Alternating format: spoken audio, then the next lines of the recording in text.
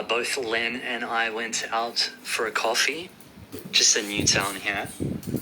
It's a business called The Pie Tin. They make exceptional coffee.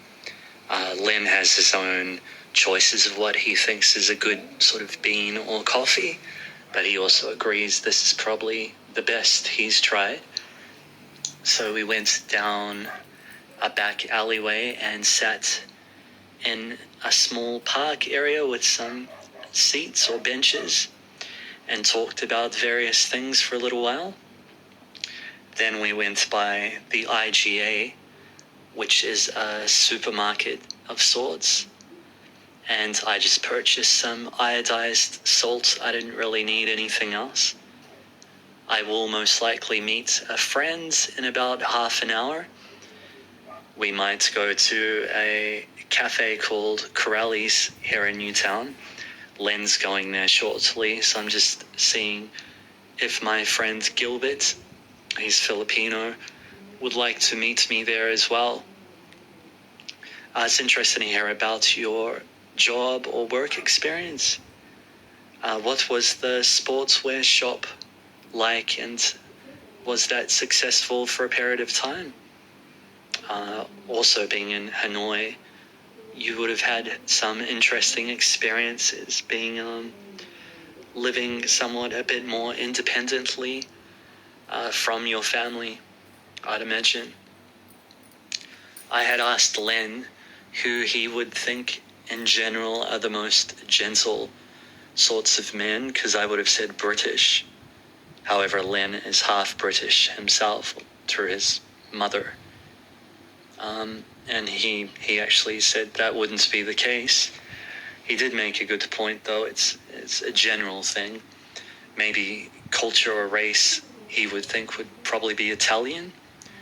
And he was explaining that's somewhat because of the way Italian families go about things and the way that they are culturally. But it would be fair to say beyond that, it is really dependent on how someone was raised. I would say in many ways I am gentle in some ways, but I lack what Len has mentioned regarding family and to that close bond. So on the other side of things, if someone, let's just say from a Western culture, has had a very good close-knit family, maybe they would act more in that way of something you would call being gentle. Otherwise, as you've just put about a generalization about Vietnamese men, both myself and Len wouldn't get that, obviously, because we haven't lived there and we're not part of the culture. Most likely our interactions with some Vietnamese people in shops and so on, it wouldn't let us see those sorts of behaviors in any case. So it's quite interesting reading what you have to say about the men there in general, at least. But your brother would have a fair idea what is good and what's suitable. It's nice to hear you've had interest from two gentlemen in the past. It's a shame, though, that your brother didn't think they're suitable candidates. I'll send one more message. Australians, on average, are somewhat similar to Kiwis. And it would be the same as the fact that Len and I can't see what you see in Vietnamese men.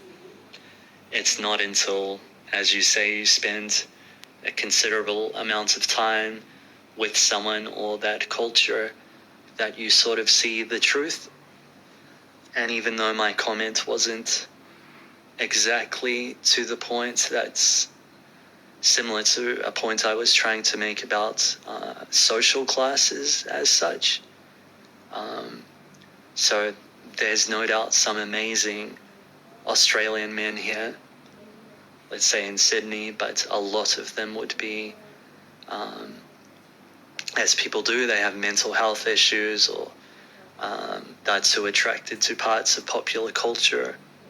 Drinking is a big problem here, as it is throughout the world, but that sort of manifests or is seen in different ways or lights. So we would call it a drinking culture in Australia, and a lot of people which are in that drinking culture are quite vile, loud, and idiotic to spend time with.